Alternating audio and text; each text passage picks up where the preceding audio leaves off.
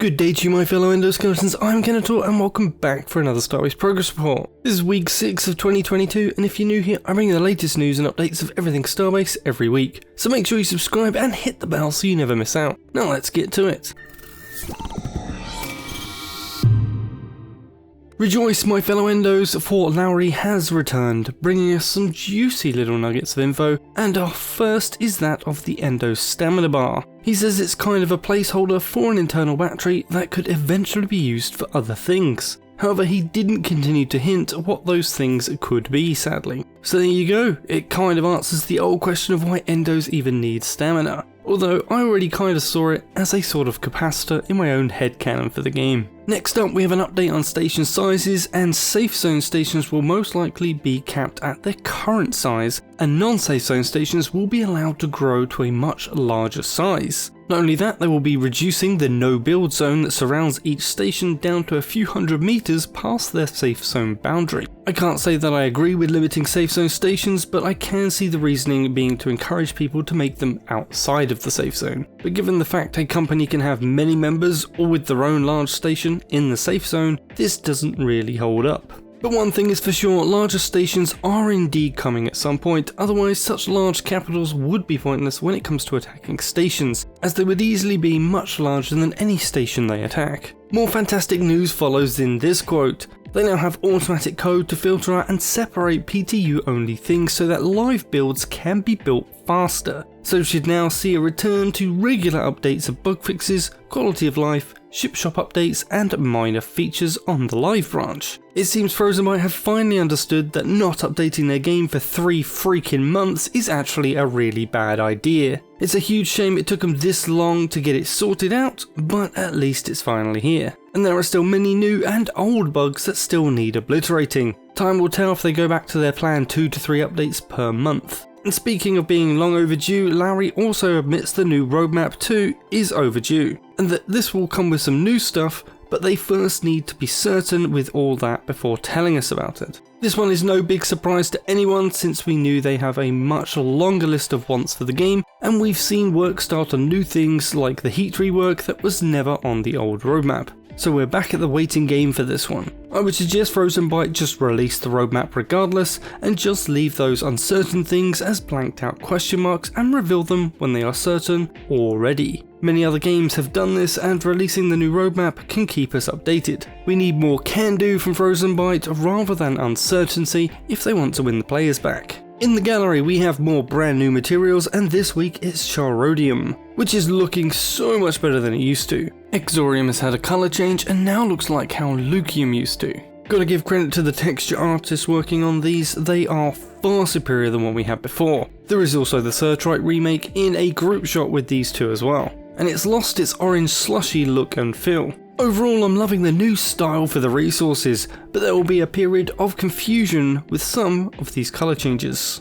Of course, it wouldn't be the gallery without yet more furniture, but at least we have brand new items this week, and first up is a table. Pretty simple and a clean look to this one. A big surprise though is these new Holo projectors. Not only do they help add a bit of colour to our drab stations, but they are also animated too. Thinking outside the box here, could these hint at an earlier time in the Starbase universe, from before Endokind, when there was a planet with lush vegetation, circled by a single moon? Only time will tell on this one, but it would be nice to see some lore for Starbase finally, and not just decoration for decoration's sake. We also have some decorative pillar and archway elements, and as you can see in the second shot, can be put to good use quite nicely. I hope these come with matching normal blocks or at least wall panels of the same style. Our last image of this week is the new towing beam has been revealed. It looks like they took the tractor beam and just made a 3-way version of it, which looks pretty cool, but we still await news on its capabilities and running costs. And the gallery doesn't end here either, as I'd like to show off some videos that were released,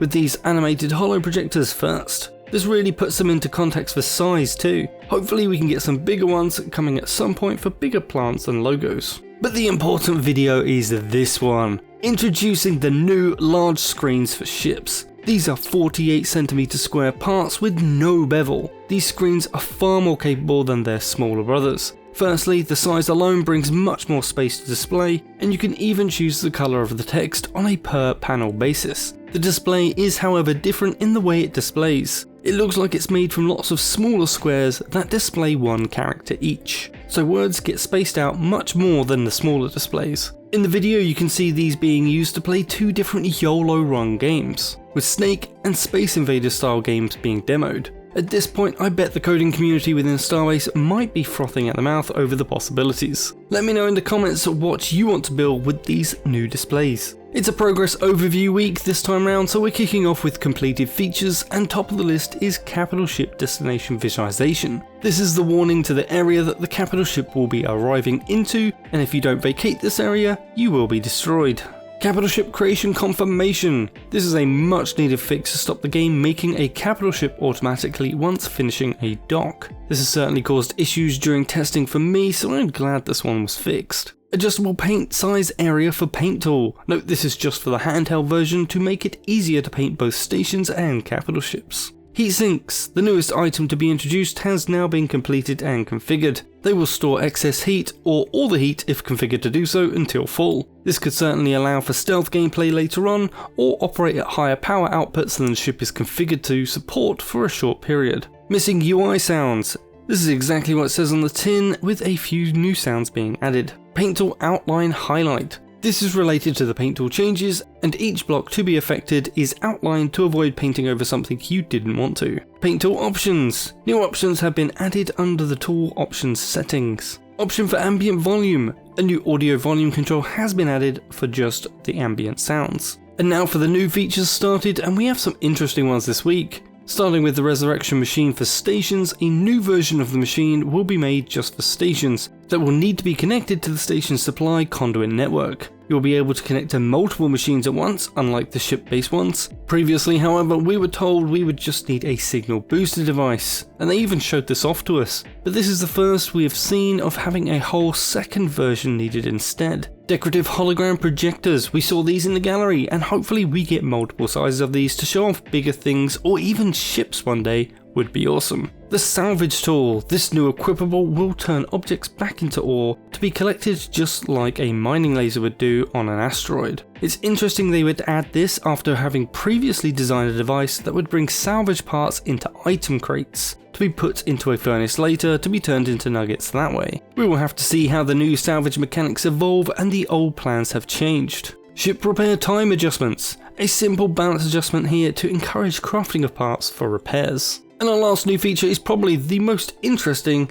and that is anti-gravity and ship designer areas to the Moon City. It looks like we are finally getting access to those Moon City ship design workshops. And to aid with the launching of ships from these tight spaces, anti-gravity areas will be set up to avoid it destroying any newly created ship. And that's it, you're all caught up for this week's Starbase news. Don't forget to come drop by my Discord or chip in to support the channel via Dodobox or YouTube memberships. All my monthly supporters are listed at the end of my videos, and you'll all get access to my supporter channel on the Discord, as well as my eternal gratitude. As always, please do smash that like button, share this video with your friends and faction, leave a comment with any questions you want answers to, and I'll see you in the next one. Kenetor, out.